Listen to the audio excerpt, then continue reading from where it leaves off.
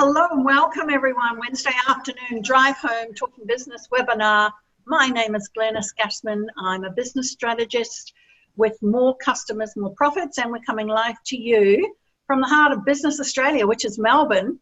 And I want to thank you for being with me tonight. And joining me as a panelist, we have Phil East. Phil is a business coach out in the Gippsland area. He works with families to ensure that they make enough profits to enjoy the lifestyle that they want. So, Phil, how are you tonight? Sensational, Glenis. Fantastic. I love it when you're sensational. Is there anything else that you work with business owners with? I'll probably focus on the service and retail industries mainly.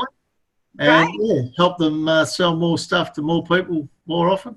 I love all that more. It's really good. And special guest tonight, we have Chris Dobbin. Chris is local social media marketer legend from qubeSocial. And Chris is going to be talking to us tonight about effective results-driven social media marketing, right up my alley. Chris, how are you tonight? Yeah, I'm doing well, doing really, really well. And it's funny, that's the third time I've heard that today. And I'm not even asking people to pay, and I'm not even paying people to say it. So thanks again for that. Oh, good. That's excellent. And look, before we get into all the juicy stuff tonight about effective results-driven social media marketing, I want to share with you why we are doing the weekly drive home webinars with experts in the field. You see, as you know, business is a beast and there's so many parts to grip onto. And as a small business owner, keeping your eye on everything is a mammoth task. So as part of the Referrals Over Breakfast networking group, we want to showcase our expert members right out there to the wider business community and just showcase, what there is on offer. We're going to share with you lots of tips and information, stories. You're going to learn a lot from these webinars. And that's what we want you to do, because we want you to grow your business. We want you to be super successful in that. And we want to simplify that as a small business owner. And for those of you who know me, I am passionate about numbers. And tonight we're going to be talking a little bit about numbers. Last week we talked about the numbers that we really need to keep and look after, because there are KPIs as a small business owner. But tonight we're going to be talking a little bit about numbers as in, what's the marketing cost? And what's our marketing cost? What's a lifetime value of a client? Average costs? And those are the sorts of things we really need to know when it comes to what sort of money do we put into marketing to make it effective and results driven. And Chris is going to talk to us about that as well. So tonight, I'm going to hand over into Chris right now. And Chris, I want you to sort of just give us a brief introduction about who you are, why did you get into business for, and tell us a little bit about what you do. For sure, yeah. So I guess the title of this webinar does give away a little bit about what I actually try to do with my social media marketing, and the fact that, and that's why I went about this, is that I actually come from a branding and marketing background. So when I saw the opportunity years ago with Facebook becoming more relevant to the business and the audience it was attracting, I knew straight away there was a marketing opportunity for small business. The problem with small business was they didn't know how to market themselves effectively in this medium, and they also didn't know how to create content. They knew how to share a cat video or baby photos and all that kind of stuff, but they didn't really know how to focus on the audience that was actually wanting to hear from them. And so with that branding marketing understanding, I looked at it, and that's where I created this. And then I actually realized that it wasn't just about marketing to masses, it was local marketing, as in Facebook gave you this amazing opportunity to market to your local market in a mass way. So you do mass media marketing, the old traditional TV and radio and newspaper, in one medium, which was in that time, Facebook was, this is before Instagram even really took off and other things like that. So this is back then. And marketers weren't really using it. And it's really funny, I've met a bunch of PR marketing people over the years, and they still are trying to get their head around how PR and social media work. So even though that's their medium, they still don't quite get how to do PR online. They know how to do PR offline and how to do it, but online, they still struggle a little bit with how to make it work. And that's where influencers have risen up. And that's become another industry that's sort of just taking over how we do this. But effectively, the whole reason I did this was to help small business get results for marketing. and using online, because essentially if you use the David Goliath approach to things, is they are now the David or the Goliath in this situation, not the David, because they've got all the tools. Sorry, they're the David, aren't they? The guy that throws the rock. They've got all the, yeah, because they're nimble, they're quick, they've got the skills, where the big corporates, they're big and they can't move as quickly. And if they try to act like a little guy, integrity goes out the door. We don't really believe them when they say that they're here for us. So they've got to be totally. Yeah, what you're saying, what I'm picking up from you, Chris, is that it's simple. You know, we don't have to go too far out of our way to find these tools that we've got in front of our face. We really just have to understand how to use them and what's the most effective way of using them. And I suppose, you know, one of the things that I know as a business strategist and Phil as a business coach, it's really important that we have the message right and you know who your ideal target market is, because if you don't actually hit the hot button of your ideal target market, there's so much noise, there's so much advertising out there that they're not going to listen to it. So, and I know that part of the RoB Referrals Over Breakfast group, we have a RoB Academy that actually teaches businesses on how to identify what their ideal target market is, you know, how to message into that. So, you know, I'm sure you don't get everyone as equipped as that to actually come to you and say, hey, Chris, you know, I know who my ideal target market is, and I know the hot button and the message they're going to tell me about. And by the way, I know how much I want to spend on my marketing dollar. I bet you don't get that, right? All the time. No, it happens. That's, yeah, I know what you're talking about. No, it is the most common thing that happens. And hence why back a number of years ago, I said I was going to do it, but I've got this little one page, which I think you've got my copy as well. And I have a copy of that. Look, we have that. And on the back of it, it's got this thing that it talks about the why and everything you've talked about. But I actually say to people, if you can fill it in 5 minutes, then you clearly know your business and we're ready to rock and roll. If you can't fill in or you struggle with any of the questions on that one pager, I know straight away that there's an opportunity to explore that and potentially refer them to either, in this case, the RoB Academy, or the two elusive, you know, people that are in this conversation as coaches. You are the next person they would go to, because they need to know who their audience is. They need to know why they're in business. And that's the key to this. Why am I in business? Because to be honest, if you're passionate about your business, social media becomes like a second nature to you, because you want to get out there and start telling others about how awesome whatever it is you do is, and that'll just ooze through social media with integrity, because they can see it. And that's the other thing about social media. If you don't have integrity on social media, people pick it up pretty quickly. Yeah, they're not going to invest their time or money or anything into you if they can see that. Yeah, and I totally get that. And Phil will probably attest to this as well, is that when people come to you and they go, I want more leads coming in, right? Most people come to me and go, Glenis, we need more leads, or we're wanting more profits, and we have to work that back. And, you know, firstly, we have to get out of them, you know, what is that strategic niche that they want to go into, because business has changed. It's like we don't have these big deep pockets like the big guys to put our hands in and pull out endless amounts of money now. We have to be very careful about what we're spending our money on, because you know, in marketing, and we said this last week, you know, we want to get at least 3 times out of the profit that we are spending on marketing. So for instance, we spend $100, we want to get 300 in profit. That's right. Yeah. So Phil, can you talk to that? Yeah, well, I suppose if you're spending $1 on your marketing and you're getting $1 back, basically you've got an unlimited budget and you're spending money that you don't necessarily have. And I think as far as it goes, Chris has got some strategies around how to best get those measurable results from your marketing. And how's it go, Chris? What do you look at first, or how do you know how your results are tracking?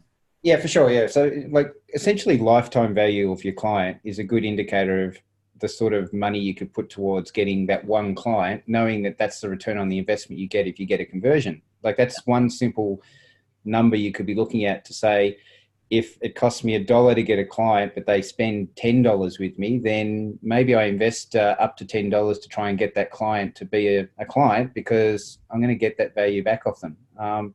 If the other way is your average sale. So if you know that you're selling a widget that's worth $1,000, you may look at your profit in that $1,000 widget and use that profit as your marketing budget to get that one sale. Once you get the one sale, you know, from then on, it's basically free marketing, because you're getting the conversions. So there's simple equations that I work on with clients. When I've got a client that has a $5,000 widget and they're only spending $5 on their marketing and they're not getting results, I go, well, there could be a reason for that. And then we look at their targeting. But if they spent $50 or $500 and the target audience was correct, they would start to get results pretty quickly.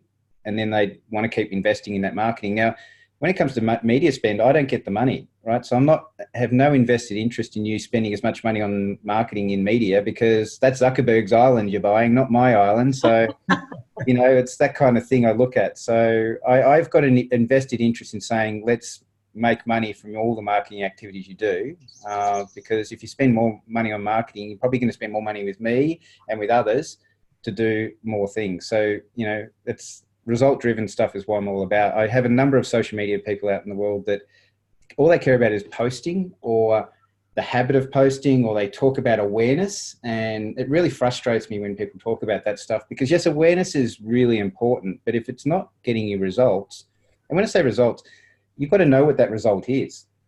Exactly. Okay, so a result doesn't mean money either. It can mean that you know that it's a number of people who visited a page, they inquired, they talked about it, they shared that page, they liked it. Whatever those goals are, you need to know them and need to understand what that impact is on your business. So. That's right.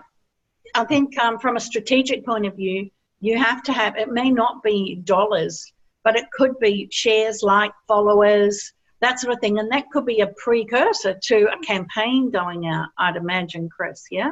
Exactly, yeah.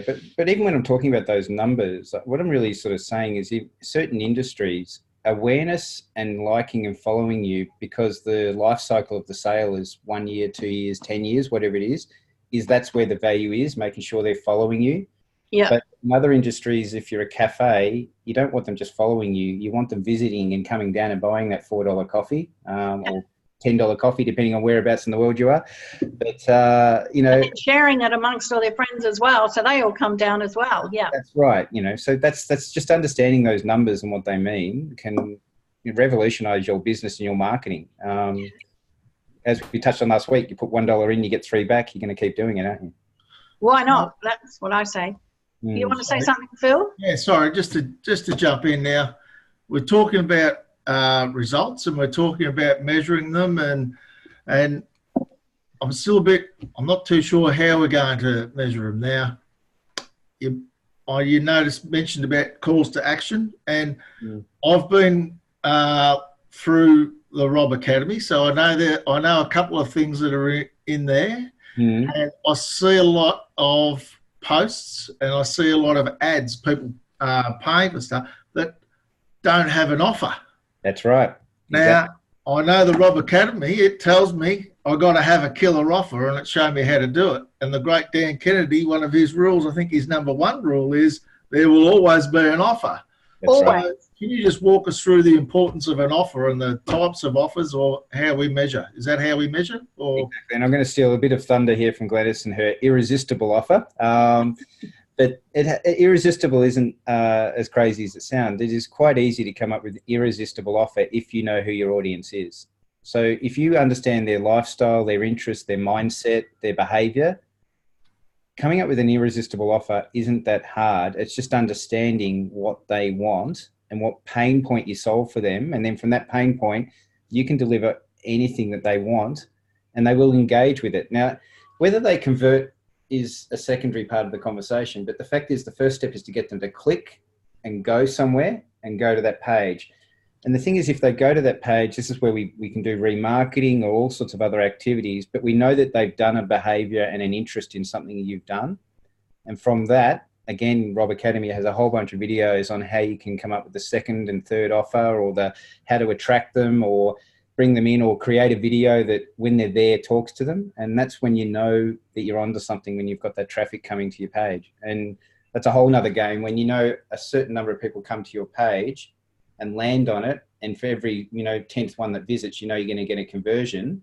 You're going to keep putting numbers in to get the 10th person there, so you get the sale, because you're knowing that's working for you. So yeah. And Chris, you and that's really good, Phil, that you have highlighted the fact that every single piece of marketing we put out there, unless there's a purpose for engagement, you need to have some level of offer. But Chris, tell us a little bit about the process that someone's got to go through, to get that, because not only I know personally that you send people a report at the end of every week about what the engagement is across all the platforms and things like that. So you have a reporting system that business owners can see and look at. You also consult to people with that. And I know that's part of your service. But tell me about, so we've got somebody out there, they're listening, they know they want to get on social media, they've got something really great to offer out there, and they actually do know their ideal target market because they've been to Phil, they know the target market, they know the hot buttons. Okay, so, what's the process of them coming on board with you, and what benefits are they going to get? What headaches are you taking away from these people? Well, the first one is usually time. So they get time back to do what they do. I'm not a doctor, so I'm not going to, I have Dr. Google. Dr. Google helps me out every now and then. But by the time I get down to the bottom page of Dr. Google, I'm usually diagnosing myself as I've got something fatal and I'm going to die tomorrow kind of thing.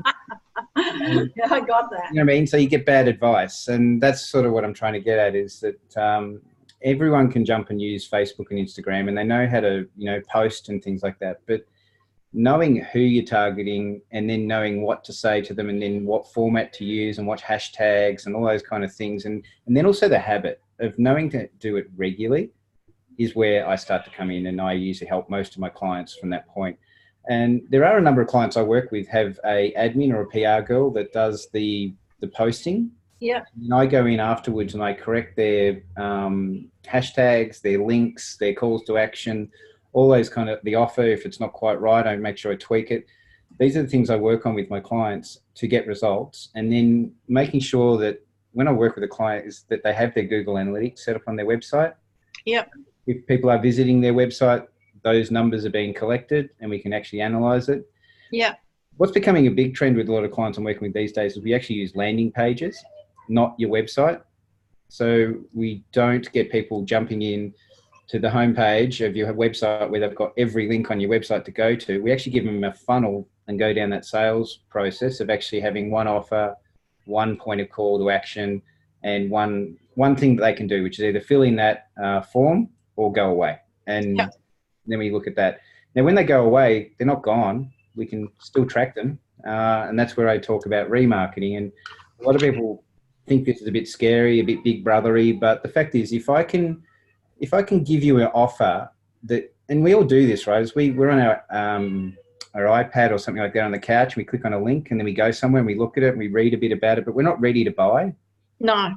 But then we jump back into social media land then 2 days later, and if an ad comes up with the same thing that you were talking about, but this time you're sitting at your desktop and the offers come into your mindset again, and now it's $10 off.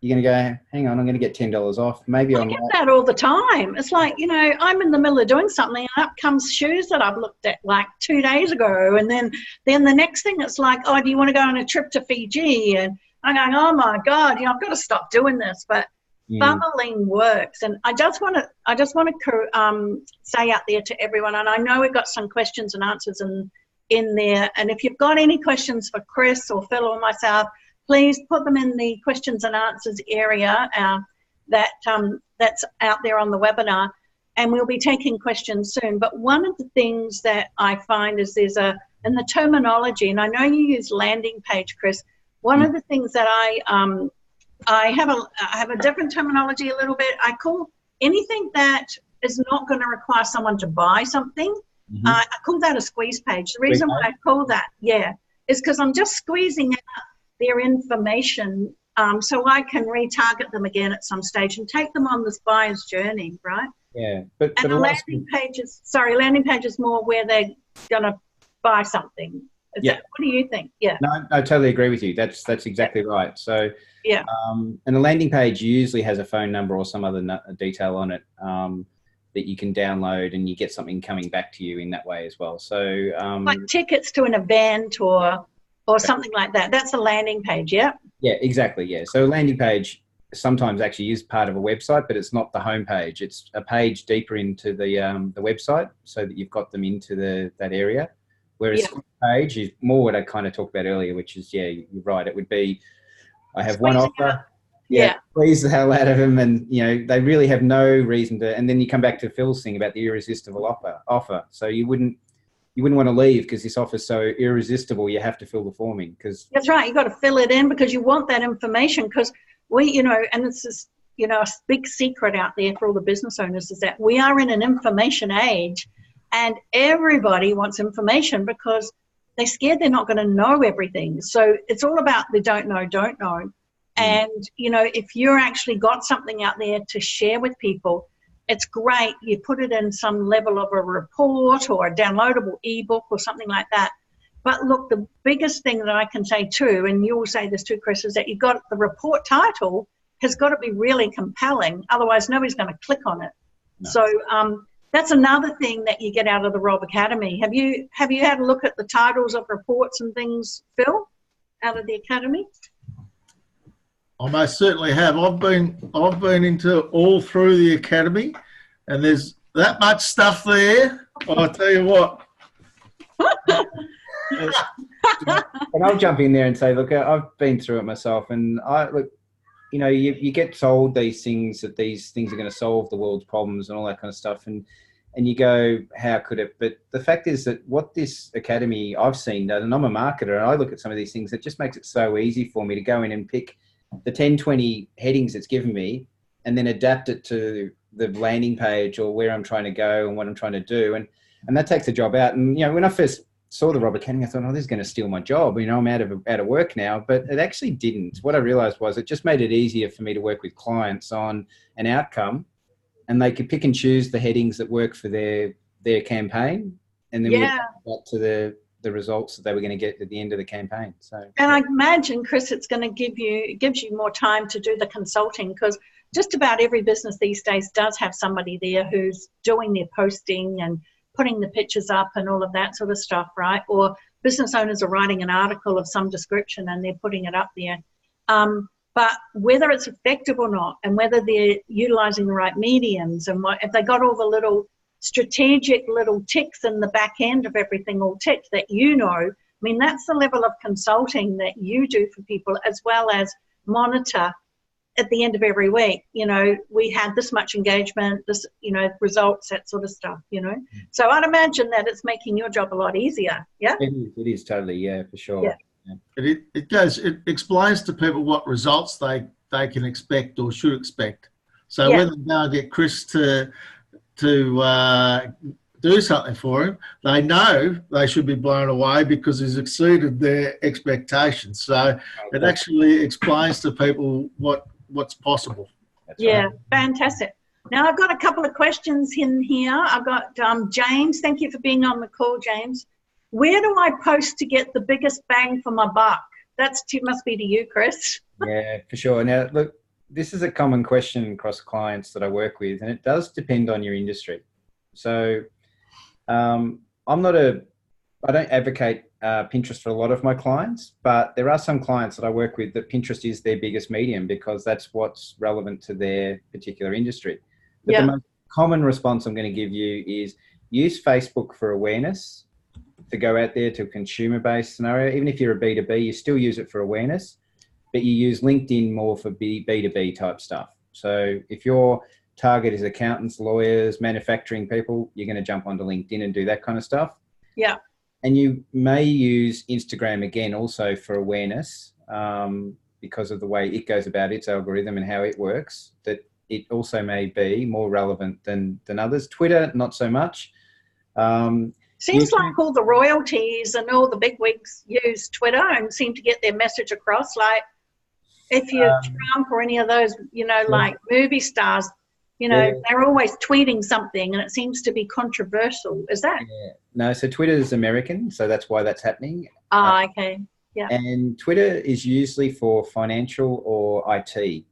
They're the big industries that use that. So if you are trying to target financial or IT people, that's where they're likely to hang out. And as you said, the odd celebrity still use it because it just works. So it's a short, sharp way to get things going out there. And but that'll be changing. I mean, we're talking about that today, and I'm sure there's going to be something that'll pop up at a later date. That's because there's so many other mediums now that you can get into, but they're the leaders at the moment that you can get most effective. And you go where the audience is. So yeah, the audience right now is on Facebook, even though it's got all that bad press and everything like that. It's still the one that everyone logs into more than once a day. It's amazing, isn't it? I heard there was over 65 different mediums for social media. True, but the ones that are using those obscure ones, again, you can use them if you need to. But also trade. You don't think of this, but Housey and High Pages and realestate.com.au and all these other pages, if that's your audience, then that's where you go. So yeah. That's when I work out with clients where they should strategically be doing stuff, we actually take that into consideration. So it's sometimes not as obvious as let's post to Facebook. Yeah, no, that's great. And I have another question from you from Paul. Yep. What's better or different between YouTube and Live, Facebook Live and Insta TV? So he wants to know the difference between YouTube Live, Facebook Live and Insta TV, if anything. Well, again, the basic concept of all three are all the same, but it comes down to audience again. So, so really knowing who your target market is, what they do, what they do for a living, what they do for sport, hobbies, how much income they're earning, what they eat, all of those sorts of things is the demographic of your target market is what's actually going to help you know where you're going to post, right? Pretty much it, yeah. So, as I said earlier, you may not ever post to Instagram or Facebook ever again after this conversation I'm having with you now because you go, LinkedIn is my B2B audience and that's where you go. And because it's also got its own live TV equivalent.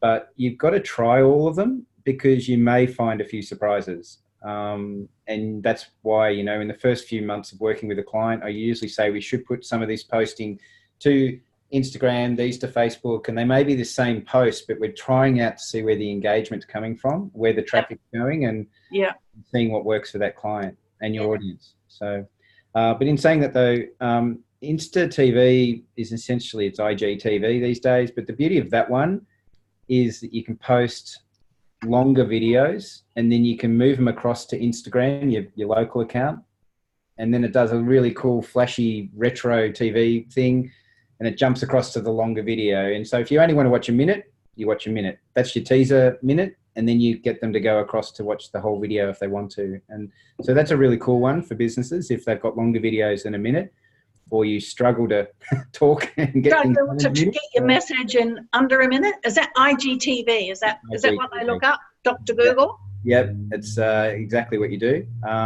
Facebook Live, I'm a big fan of that as well because you can actually choose who you want that audience to go to. And I'll admit it, I'm a professional and experienced campaigner at this, but I've still clicked family and friends as my video and they all got to see my video, not who I wanted to see it. So it is easy to do. And I have had one of my first ones I ever did was, I had lots of family and friends saying how amazing I was. And I was going, why is it only family and friends?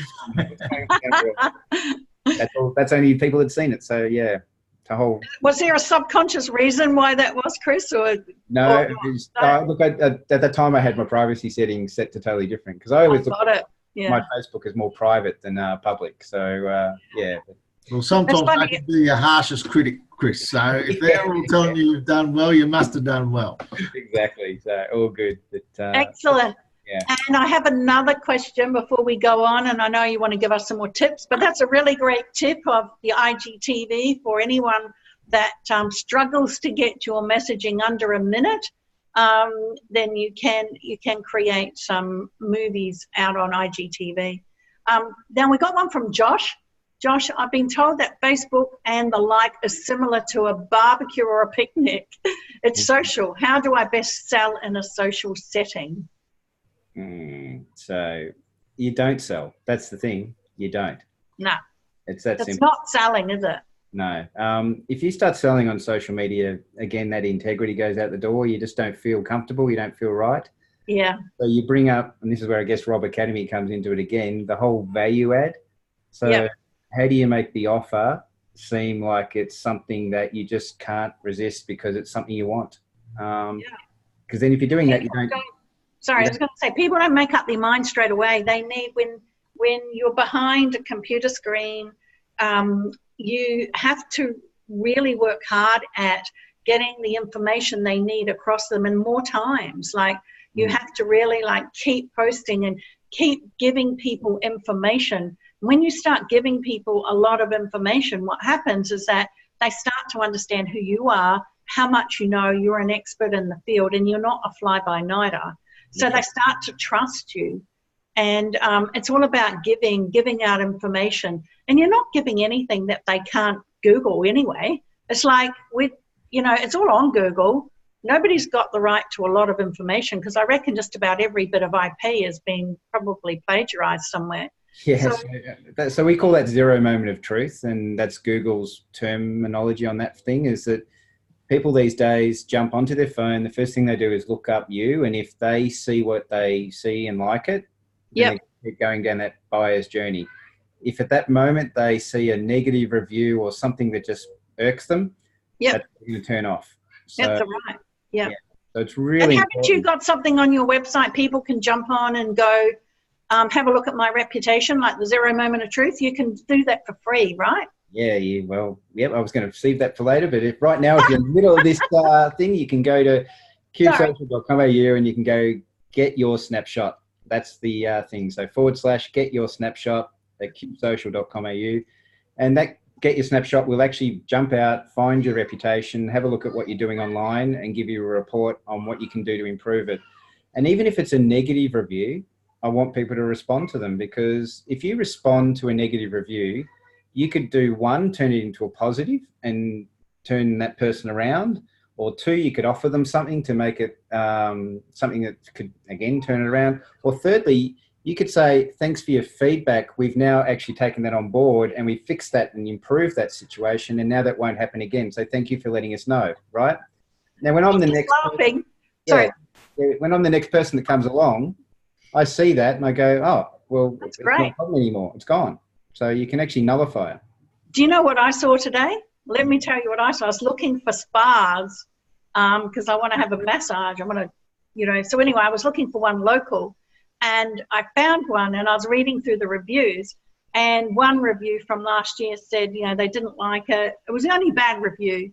Didn't like it because when they got there, they had booked for a massage and a foot massage, but they never got their foot massage because they were late. And so anyway, they gave it a 0 or a 1. The owner came back and said, basically said, you were late and we had other people waiting, so we have to make sure that we cut it off, and we couldn't do that. And we did tell you that, and da-da-da-da-da-da-da-da. So the whole rhetoric on the review was a make-wrong. Instead of just going, look, we're so sorry about that, come in for a complimentary foot spa, and I'm going to give you another massage as well, right? Yeah. So just be careful. Be careful with the reviews. It's like you can really damage yourself by going back with the making, even if the customer is wrong, they're right.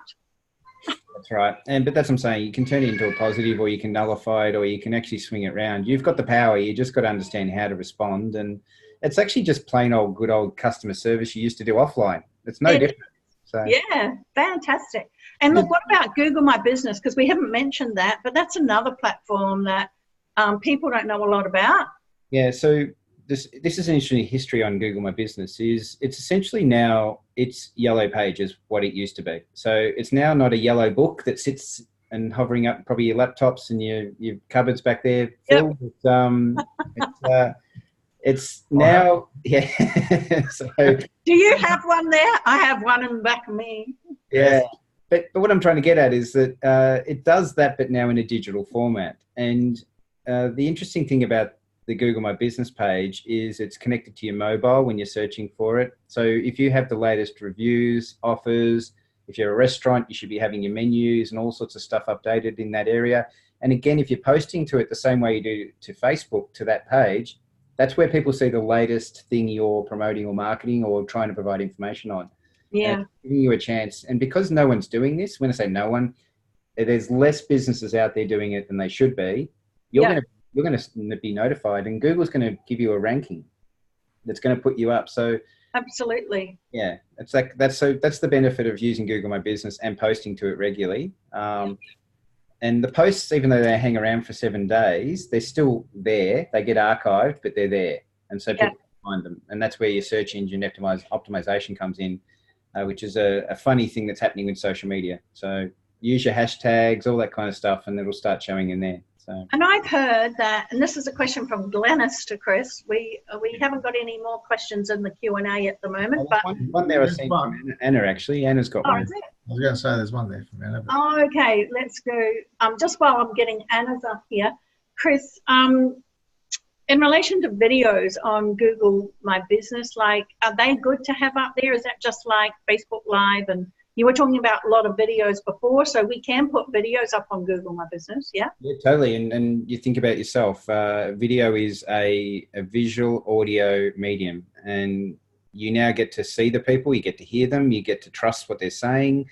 You're going to absorb that information a lot easier than trying to read it and decipher it. So it's another way. If you've got a personality, or you've got someone in your team that has a personality, it's a great way to build your brand. So, what does that mean? Auditors don't apply? You said that, not me. Accountants, Phil. Auditors, welcome. Come on. Oh, now, auditors are accountants without a personality. Now, come on. Is that what it is? Do you think coming from two accountants here who have personalities? Yes. Okay, great. That's awesome. Anna, thank you for being online, Anna. And I know we got Elizabeth there as well. So Anna, great to hear you make mistakes too. Once you know where to post, what would you recommend to make it easier for posting, let's say over a month? So Chris, that's from Anna. Yeah. So again, I mean, I've got tools that I give people when they're working with me to post on a regular basis, but there's free tools, there's cheap tools, but there's plenty of tools out there that you can use, software that I'm talking about there, that now online you can post.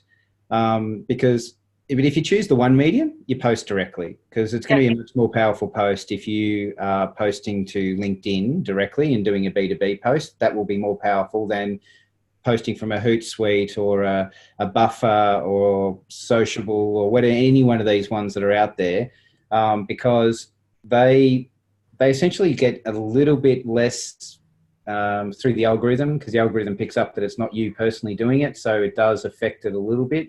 Yeah. But the simple fact is that those tools are out there to help you post regularly, because you can schedule them. And even on Facebook, as an example, you can schedule in Facebook your posts a month if you want to. You don't have to do it all at once, and you don't have to do it in the moment. So that's another thing. And that's why I guess I was coming back to at the very beginning. I was saying, if you strategically outlook who you're trying to target, and you think about how you're going to tell a story to that person, you can schedule out the month ahead of yourself and know that that person's going to see every second, third one. Sorry about that. I've got a call coming through. Well, somebody's wanting you already. Yeah, exactly. So through that posting, that journey you're taking someone on, and they're seeing that those posts regularly, they're going to have those touch points with you. And the way I look at this as an example with this conversation I'm just having is that if you go down the shopping aisle and you've got 10 cans of soup in front of you and you're not sure which one to pick, you're essentially going to think about the last ad you saw, the last positive thing you mentioned, the last emotion you had about one of these brands, and you're going to pick that one.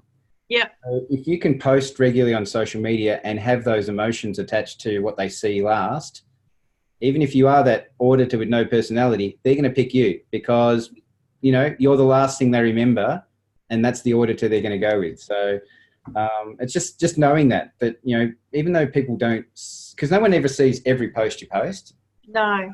Our egos think that. We think, hang on, I've posted it, the world's seen it. But in reality, it's not. It's not. You got to drop the ego. Hey, look, we have one last question. I know we've got 5 minutes to go. We're going to wrap up some really great tips and things as well. But this is from Greg. Likes versus shares versus comments. What should we be aiming for? Well, the ultimate goal is a share. Yeah. If someone's sharing your post, then they're an advocate and they're saying, hey, this is amazing content, you should see it. And they're going to tell their friends. Yeah. If someone shares something with me, I usually have a look at it because I'm like, well, why have they shared it? Like, what's this about? And I know who that person is. Then I'm going to trust their instincts on what they're doing and go, or the opposite. I know straight away I'm not going to look at it because I know who it is. But in general, it's usually someone shared it for a reason and you want to have a look at why. Then comments come into it, because if people are commenting, you can now engage with them and you've got to, like, they've told you what their interest was. And then a like, as I said, it's too easy. You can just click like and off you go. So yeah, likes are too easy. Are they? Wasn't there they were taking the likes off or something or other? That was Instagram. So Instagram. For that reason is that a lot of sheep were just basically saying, oh, if you liked it, I'll like it, kind of thing. But now taking that away, you had to actually look at the content and work out whether you liked it. So, oh, got it. You liked it. Is that a pun? EUE rather than YOU? Yeah. You saw that. You went deeper than I thought. Yeah, so. Very good. Awesome. Well, I'm going to throw over to Phil because I know Phil's really interested in the subject and he's done a lot of work on the RoB Academy around social media, because there's a new program in the RoB Academy around social media marketing as well. So, Phil, what did you get out of tonight? And you've got any more questions for Chris just before we wrap up? We've got a couple of minutes. Well, I did get one thing out of that last bit he was talking about, was people listen to the last person they hear from.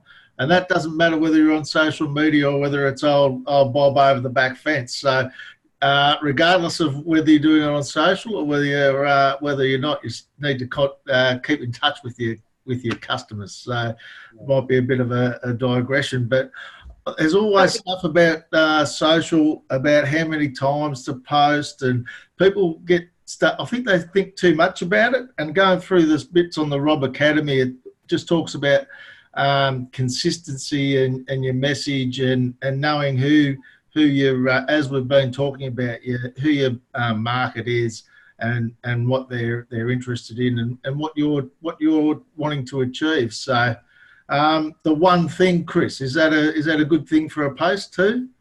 No, just getting across one thing. Do people try and put too many things into a post? Yeah, so one single thing. We're very simple humans. We like to absorb information very simply, so don't overcomplicate it for us. Give us one thing to think about, one thing to do. If you've got 10 things to talk about, post 10 times. Magic. That's magic. Yeah. So thank you. So I'm going to just recap tonight. We've been talking with Chris Dobbin, local social media marketer legend from qubeSocial, all about effective, results-driven social media marketing. And some things we've been picking up from Chris tonight is, keep it simple, post often, be consistent, use all the platforms where you think your ideal target market is. If you don't know where your ideal target market is, please jump on the RoB Academy. If you don't know how to get onto that, go to www.referralsoverbreakfast.com and have a look at how you can get access to the RoB Academy. In there, you're going to find lots of information around how to identify who your ideal target market is, where they're going to be, and what's their hot buttons, and how you can message that. I loved what you said about telling the story, so Chris, it's all about telling the story about how you're going to help them solve a problem. And that's what I'm hearing, is that we can use social media to do that. And if we have authenticity, meaning we're honest about it, we have integrity around that, then people are going to follow you. And what you're really after is some shares about your information to spread it out wide and far. Yeah. Have I recapped that enough? You've done it beautifully. I love it. Thank you. Okay, and look, what I want to say, thank you to Phil for being our resident panelist tonight. You always add an additional flair into the night. I love all about the auditors with no personality. Sorry for any auditors that are listening here tonight. Okay, we We don't want to offend you at all, and please give me a call if you are.